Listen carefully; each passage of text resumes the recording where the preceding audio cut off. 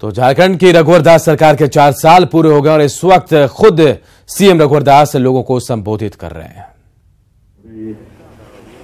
प्रदेश के वरिष्ठ पदाधिकारीगण, विभिन्न मंच मोर्चा के सभी अध्यक्षगण, देवियों, सज्जनों और मीडिया के समस्त मीडिया के साथियों, आज हम वर्ष 2018 को विदाई दे रहे हैं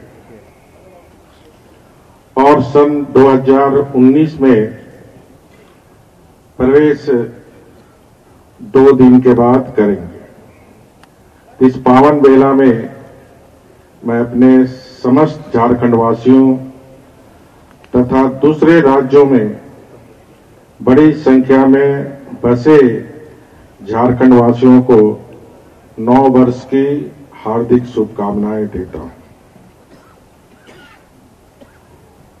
मैं 1995 से जब जनप्रतिनिधि बना तो हर वर्ष मैं अपने क्षेत्र में भी अपनी 1 वर्ष के क्षेत्र में किए हुए कामों को आपके माध्यम से जनता को समर्पित करता और उसी 1995 की परंपरा जब राज्य का मैं मुख्य सेवक बना तो हमने निश्चय लिया कि हर वर्ष हम अपनी जनता को अपनी जो उपलब्धियां वो जनता को बताएं और उसी रिपोर्ट कार्ड के माध्यम से आज जनता के समक्ष अभी हम लोग ने विमोचन कर आपके माध्यम से जन जन तक ये बातें जाएगी। अगर हम ये जब बस समाप्त हो रहे हैं ऐसे में मैं अपनी उन उपलब्धियों की चर्चा करना चाहता हूं जिसकी चर्चा विस्तृत रूप से राज्य के मुख्य सचिव ने हम सबों के समक्ष रखा। तो मैं कह सकता हूं कि पूरा राज्य आज गौरवान्वित महसूस कर रहा हूं। हम गांव, गरीब, किसान, महिलाएं और नौजवानों के लिए कुछ करने के लिए बैठे हुए और इन 4 वर्षों में जो उपलब्धियां हुई है वो उपलब्धियां का श्रेय मैं अपनी मंत्रिपरिषद के सभी सहयोगी मंत्री और राज्य के हमारे मुख्य सचिव से लेकर चपरासी तक और पुलिस सिपाही से लेकर पुलिस के कप्तान तक ये जो टीम झारखंड, ये टीम झारखंड के बदौलत ये 4 वर्ष की उपलब्धि जो प्राप्त हुई, तो मैं अपने टीम झारखंड के सभी मंत्रिपरिषद के सहयोगी मंत्रीगण, सभी हमारे वरिष्ठ अधिकारीगण, पदाधिकारीगण, कर्मचारीगण को मैं हृदय से साधुवाद और धन्यवाद देना चाहता हूं। मैं बहुत सौभाग्यशाली हूं कि हमें एक सकारात्मक दिशा में काम करने वाले मंत्रिपरिषद का टीम और जो विधायिका का जो जनता के प्रति समर्पित भाव से काम करने वाले अधिकारियों का टीम ये मुझे प्राप्त हुआ और झारखंड की 3.25 करोड़ जनता जो आज विकास के प्रति जो जागरूक हुए, इन परिणाम स्वरूप ही झारखंड में 4 वर्ष की जो उपलब्धि जो हमारे मुख्य सचिव ने या टीवी के माध्यम से आपने देखे, तो ये टीम जनशक्ति और सरकार की शक्ति के कारण ही संभव हो सका। और इस उपलब्धि में मैं चाहे सत्ता पक्ष के विधायक हों, चाहे हमारे विपक्ष के विधायक, उनको भी साधुवाद धन्यवाद देना चाहता हूं जो सदन के माध्यम से हमारी कमियां, हमारी खामियां को रेखांकित करने का काम किया। तो मैं तमाम 81 विधायकों को भी बहुत बहुत हृदय से साधुवाद धन्यवाद देना चाहता हूं। लोकतंत्र का जो चौथा स्तंभ वो निष्पक्ष रहे, निडर रहे, ये मेरी मान्यता रही। और आपने भी इन 4 वर्षों में सरकार की अच्छाइयां को भी आपने बताने का काम किया, सरकार की जहां गलतियां हैं, जहां कमियां हैं, उसको भी सरकार को बताने का काम किया। इसके लिए मैं मीडिया के साथियों को भी बहुत बहुत साधुवाद और धन्यवाद देना चाहता हूं। इन 4 वर्षों में अगर हमसे कोई गलती हुई होगी तो मैं अपने इस झारखंड की 3.25 करोड़ जनता से माफी मांगता हूं, क्योंकि मैं भी एक इंसान हूं। लेकिन जहां भी अगर हमें गलती का एहसास होता है तो हम राज्यहित में, जनहित में हम सुधार करने की कोशिश करते हैं और ये काम हम निरंतर करते रहेंगे। सन 2000 में सरदार अटल बिहारी वाजपेयी, जो वर्षों से झारखंड वासियों का मांग थी एक अलग राज्य, वो अलग राज्य हमें प्राप्त हुआ। और अलग राज्य बनने के बाद जितनी भी सरकार आई, सबने अपनी अपनी तरह से राज्य को आगे बढ़ाने का प्रयास किया। जो अच्छा हुआ उसके लिए वे सरकार भी बधाई के पात्र है। 14 वर्ष में जो जनता की आकांक्षाएं थी, एक अच्छा शासन, लेकिन इन 14 वर्षों में अच्छा शासन ना होने का मुख्य कारण मैंने 14 वर्ष में जो अनुभव किया वो है राजनीतिक अस्थिरता। और जब राजनीतिक अस्थिरता रहेगी तो एक कमजोर सरकार,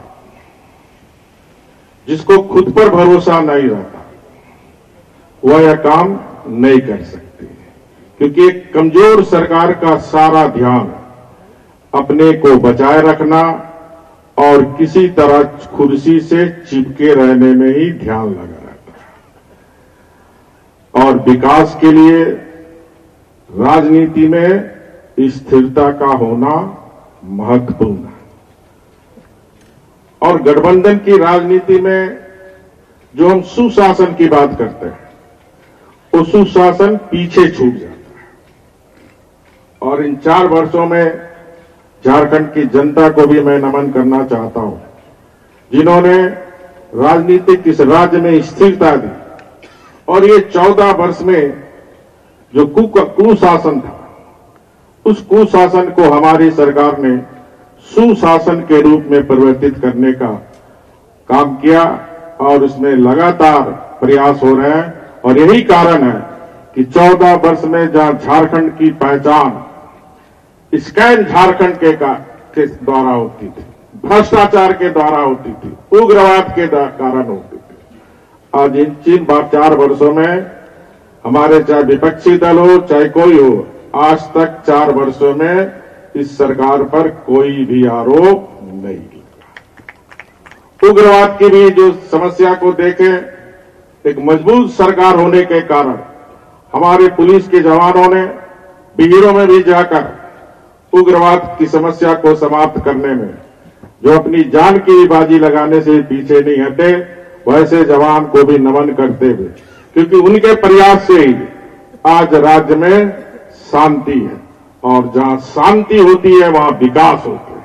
और यही शांति के कारण आज विकास झारखंड की प्रगति के पथ पर अग्रसर है। झारखंड में विकास की गति अब पकड़ रही है। और मैं मानता हूं यदि आपकी नीयत स्पष्ट हो और नीयत सही हो, नीति स्पष्ट हो, नीयत सही हो, तो अच्छे परिणाम अवश्य मिल सकते हैं। और इन 4 वर्षों में हमारी सरकार ने स्पष्ट नीतियां बनाई और नीयत भी साफ रखी, जिसके कारण ये अच्छे परिणाम हम सबको देखने को मिल रहे हैं। हमने हमेशा कोशिश की कि हमारी सरकार ईमानदारी और कड़ी मेहनत के साथ काम करे और इस दिशा में हमारे सभी मंत्रिपरिषद के अधिकारी, हमारे सभी सचिवगण, प्रधान सचिवगण और जिला स्तर के भी अधिकारी, चाहे उपायुक्त हो, चाहे पुलिस अधीक्षक हो, चाहे बीडीओ हो, सारे लोग ये कोशिश कर रहे हैं कि पूरे राज्य में कड़ी मेहनत कर कि राज्य की लोगों की जो आकांक्षाएं हैं उसको हम पूरा कर सकें। और इन 4 वर्षों में माननीय प्रधानमंत्री जी के बहुत सारी जन कल्याणकारी योजनाएं, चाहे वो प्रधानमंत्री जन धन योजना हो, अटल पेंशन योजना हो, मुद्रा योजना हो, स्टैंड अप इंडिया हो, स्टार्टअप इंडिया हो, आदि अनेक महत्वाकांक्षी योजनाओं का सफल क्रियान्वयन हमारी सरकार ने हो रही है, जिससे सबका विकास होगा। अभी टीवी के माध्यम से हम लोग ने देखा, जो हमारी सखी मंडल के माध्यम से ये जो गांव में हमारी बहनें रहती हैं, उनको किस प्रकार ग्रामीण उद्यमी महिला बनाने का भी काम हमारी सरकार कर रही है, ताकि हमारी गांव में रहने वाली बहनें आर्थिक रूप से स्वावलंबी बन सके। इस दिशा में भी काफी काम हुए हैं, जो हमारे टीवी के माध्यम से हमारे मुख्य सचिव ने आपको बताने का काम किया। उज्ज्वला योजना के तहत एलपीजी गैस कनेक्शन, चूल्हा पहला रिफिल भराना देकर राज्य की गरीब महिलाओं के जीवन में क्रांतिकारी बदलाव आया है। अब गरीब माताओं बहनों को धुएं भरे चूल्हे और खांसी से मुक्ति मिल चुकी है। और अभी तक जो बताया गया हमें अधिकारियों के द्वारा, इस राज्य में 47 लाख गरीब बहनों को मुफ्त एलपीजी गैस कनेक्शन चूल्हा दिया गया है। 13 लाख और गरीब बहन को हमें देना है, जो मार्च तक हम लोग पूरा कर लेंगे। उसी तरह 1 रुपया में देश का झारखंड पहला राज्य, जहां हम 50 लाख की संपत्ति में 1 रुपये में रजिस्ट्री हो रही है। ये हम इसके पीछे सोच थी, ये जो समाज में कुव्यवस्था है कि जुटाइन विषा के कारण हमारी माताओं और बहनों को मार दिया जाता है। दहेज ये भी लोग हमारी बहनों को दहेज के लालच में जला दिया जाता है। हमारी महिलाओं को सम्मान मिले, इस दृष्टिकोण से हमारी सरकार ने 50 लाख की संपत्ति में 1 रुपये में रजिस्ट्री कराने का काम किया। और जैसा दिखाया गया, अभी तक 1,20,000 बहनें हमारी मालकिन बन चुकी है जायदाद की। और इस तरह आर्थिक सशक्तिकरण की दिशा में महिलाओं के क्षेत्र में हमारी सरकार काम कर रही है। हमारी सरकार अगर 4 वर्षों में देखे तो हमने कृषि और ग्रामीण विकास पर ध्यान केंद्रित किया है, क्योंकि हमारी आबादी असली झारखंड गांव में बसती है, और जब तक गांव समृद्धशाली नहीं होगा, ये राज्य समृद्धशाली नहीं हो सकता। और इसलिए हमारी सरकार ने एग्रीकल्चर और ग्रामीण विकास पर फोकस करके काम कर रही है। जो बुकलेट मिले उसमें सारी योजनाओं का हमने जिक्र किया है। पिछले वर्ष की तुलना में ग्रामीण सड़कों का निर्माण दुगुनी गति से किया जा रहा है। राजमार्गों का पहले की तुलना में दुगुनी गति तेजी से बनाया जा रहा है। डिस्ट्रिक्ट माइनिंग फंड और राज्य सरकार की योजनाओं से जो टीवी में दिखाया गया कि 4 साल पहले क्या स्थिति थी, और अभी 32% गांव में शुद्ध पेयजल पाइपलाइन के द्वारा पहुंचाई जा रही है। इस 19-20 के बजट में हम लोग और निर्धारित कर रहे हैं कि जितने आदिवासी गांव, दबे कुचले शोषित गांव, वहां शुद्ध पेयजल गांव में उपलब्ध हो, इस दिशा में बजट में हम लोग प्रदान करने का काम कर रहे हैं। क्योंकि 80% बीमारी दूषित जल से होती है। इसलिए 2022 तक झारखंड का कोई ऐसा गांव नहीं रहेगा जहां पाइपलाइन के द्वारा घर तक उनको पानी पहुंच जाए हमारी बहनों को। इस लक्ष्य को लेकर हमारी सरकार काम कर रही है। उसी तरह हमारे प्रधानमंत्री जी का सपना है एक नया भारत, उस नए भारत में कोई गरीब बेघर ना रहे। तो झारखंड भी न्यू झारखंड बनाने के लिए हम लोग ने 2020 का ही लक्ष्य निर्धारित किया कि 2020 में कोई गरीब, चाहे वो शहरी गरीब हो चाहे ग्रामीण गरीब हो, वो बेघर ना रहे। इस दिशा में भी हमारी सरकार तेजी से काम कर रही है। और आप देख रहे हैं, चाहे शहरी क्षेत्र हो चाहे ग्रामीण क्षेत्र हो, घर बनाने की काम भी तेजी से चल रही है। शहरी क्षेत्र में जनवरी से हम करीब 27,000 घर सिर्फ रांची में शुरुआत करेंगे, ताकि हमारे रांची सहित राज्य के शहरी क्षेत्र में कोई गरीब बेघर ना रहे। इस लक्ष्य के साथ हमारी काम कर रही है। सिंचाई के तरफ भी हमारा विशेष ध्यान है, क्योंकि जल प्रबंधन बहुत जरूरी है और इसको ध्यान में रखकर आपने देखा इन 4 वर्षों में लाखों डोबा तालाबों का निर्माण, ताकि आपके नहरों का निर्माण बड़ी तेजी से चल रही है, जिससे जल प्रबंधन हमारी ठीक रहे। उसी तरह झारखंड के नौजवान जो डिग्री लिए हुए और जो गरीबी के कारण कॉलेज की शिक्षा नहीं देख पाया, भगवान ने उसे भी बुद्धि दी, तो उस बुद्धि का उपयोग कर उसके हाथ में कौशल हुनर देकर उनको रोजगार देना, यह हमारी सरकार की प्राथमिकताओं में सबसे बड़ी प्राथमिकता है। और इसलिए आज झारखंड में नौकरियों में नौकरी ही नौकरी का विशाल अवसर है और इस तरह बेजोड़ विकास, और इसी को ध्यान में रखकर हम लोग बजट में भी 700 करोड़ रुपए खाली झारखंड के, चाहे गांव के नौजवान नवयुवतियां हो चाहे शहर के, उनको स्किल कर रोजगार देना। और इसी क्रम में 10 जनवरी स्वामी विवेकानंद जी की जयंती 12 जनवरी को है। 10 जनवरी को हम लोग 1 लाख नौजवान नौतियों को रोजगार देने का काम की शुरुआत करेंगे। सशक्त भारत, सशक्त राष्ट्र बाबा साहब का सपना था, पंडित दीनदयाल का अंत्योदय का सपना था और हम उसे पूरा करने के लिए प्रतिबद्ध हैं। हमारे प्रधानमंत्री जी का जो मूल मंत्र है, सबका साथ सबका विकास, जिसे पूरा करने के लिए गरीबों, वंचितों, शोषितों, दलितों, आदिवासियों और पिछड़े वर्गों के अधिकार की रक्षा करना, उसकी जिंदगी में बदलाव लाना, यह हमारी सरकार की प्राथमिकता है। और इस प्राथमिकता के आधार पर आप देख रहे हैं जितनी बहुत सारी योजनाएं इन गरीब के जीवन में बदलाव लाने, आदिवासी भाई बहन शोषित वंचितों के जीवन में बदलाव लाने, इस प्राथमिकता को के तहत अनेक सारी योजनाएं चल रही हैं। और मुझे कहते हुए खुशी हो रही है कि मैं संथाल परगना में जितने भी चौपाल लगाए, आज हमारा आदिवासी समाज विकास के लिए सजग हो गए। ये बहुत राज्य के लिए खुशी की बात है कि आज आदिवासी समाज, जिनको वर्षों से गुमराह किया जाता था और गुमराह होने के कारण उस क्षेत्र में विकास कोसों दूर था, आज गांव-गांव में, चाहे आदिवासी गांव हो, दलित गांव हो, पिछड़े गांव में बिजली की सुविधा पहुंच गई है।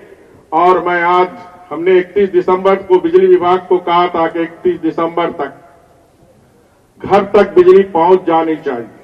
माननीय प्रधानमंत्री जी का आदेश था 2019 मार्च तक हर घर बिजली पहुंच जानी चाहिए थी। 2000 मार्च के पहले ही 2000 दिसंबर में ही बिजली विभाग ने कड़ी मेहनत कर, हमारे संवेदक ने कड़ी मेहनत करके ये घोषणा भी करता हूं कि आज झारखंड के हर घर में बिजली पहुंच गई। जो 247 गांव, जहां 10,000 घर में जहां ग्रिड और सब स्टेशन की स्थापना नहीं होने के कारण बिजली वहां नहीं पहुंच रही थी, वहां सोलर के द्वारा 10,000 गांव में बिजली 31 दिसंबर तक पहुंच जाए। यानी 3 महीने पहले ही प्रधानमंत्री जी का लक्ष्य झारखंड के हमारे बिजली विभाग के अधिकारियों, इसलिए secretary, chairperson, superintending engineer, executive engineer, संवेदक को मैं हृदय से साधुवाद धन्यवाद देना चाहता हूं, जो गरीब हमारा 70 वर्ष के बाद भी बिजली की बाट जो रहे थे, उसकी जिंदगी में आपने खुशहाल लाने का, इसके लिए बिजली विभाग को बहुत बहुत धन्यवाद। और आज के इस अवसर पर हम एक जो माननीय प्रधानमंत्री जी का बेटी बचाओ और बेटी पढ़ाओ, और झारखंड में 5 जिले हमारे ऐसे हैं जहां बाल विवाह की प्रथा काफी है। उस बाल विवाह की प्रथा को समाप्त करने के लिए और बेटी, ये जो स्त्री है, सृष्टि है कि हमारा बेटी पढ़े, इसको ध्यान में रखकर लाडली लक्ष्मी योजना को थोड़ा मॉडिफाई करके राज्य सरकार एक नई योजना जो 1 जनवरी से हम लोग लागू करने जा रहे हैं। इस योजना का उद्देश्य है महिला सशक्तिकरण, बालिका शिक्षा पर जोर और बाल विवाह प्रथा का अंत। अब इस योजना के तहत जो 2011 ग्रामीण एससीसी के डाटा के अनुसार जो भी घर में बच्ची जन्म लेगी तो 2 साल के अंदर जन्म से 2 वर्ष तक की उम्र की बच्ची को 5,000 रुपया हम उसकी मां के अकाउंट में सीधे डीबीटी के माध्यम से दे देंगे। और जैसे ही बच्ची का नाम 1 क्लास में एडमिट होगा, फिर बच्ची के नाम में 5,000 रुपया उसके अकाउंट में दिया जाएगा। जैसे ही बच्ची 5 क्लास पास होगी, उसमें फिर 5,000 उसकी मां के अकाउंट में हम लोग देंगे। जैसे ही बच्ची 8 क्लास में नाम फिर लिखाएगी, फिर 5,000 बच्ची के नाम पे उसके मां के अकाउंट में जाएगी। फिर बच्ची 10 क्लास में जाएगी, फिर 5,000 उसके नाम के अकाउंट में जाएगी। फिर बच्ची 12वीं में जाएगी, फिर 5,000 उसके मां के नाम के अकाउंट में। और जैसे ही बच्ची 18 से 20 वर्ष होगी, 10,000 रुपया फिर मां के अकाउंट में जाएगी। और जो बच्चियां पढ़ना चाहते पढ़े, जो शादी करना चाहता है 18 वर्ष के बाद, मुख्यमंत्री कन्यादान योजना के तहत 30,000 रुपया फिर उस बच्ची की शादी के लिए। यानी जन्म से लेकर, पढ़ाई से लेकर शादी तक, ये मुख्यमंत्री सुकन्या योजना के तहत ये जो हमारी गरीब परिवार है, वो बच्चियां पढ़े और ड्रॉप आउट जो हमारे 5वीं और 9वीं क्लास के कारण ज्यादा बच्चियां ड्रॉप आउट होती है, उस ड्रॉप आउट को भी रोकने के लिए, बाल विवाह प्रथा को रोकने के लिए सरकार ने ये मुख्यमंत्री सुकन्या योजना जो 1 जनवरी 2019 से 2019 का अपनी बेटियों को और महिलाओं के सशक्तिकरण के लिए बहुत बड़ा तोहफा राज्य सरकार दे रही है। उसी तरह 5 जनवरी को आदरणीय प्रधानमंत्री जी पलामू जिला आ रहे हैं। इस पलामू में माननीय प्रधानमंत्री जी के द्वारा ये जो हमारा पलामू में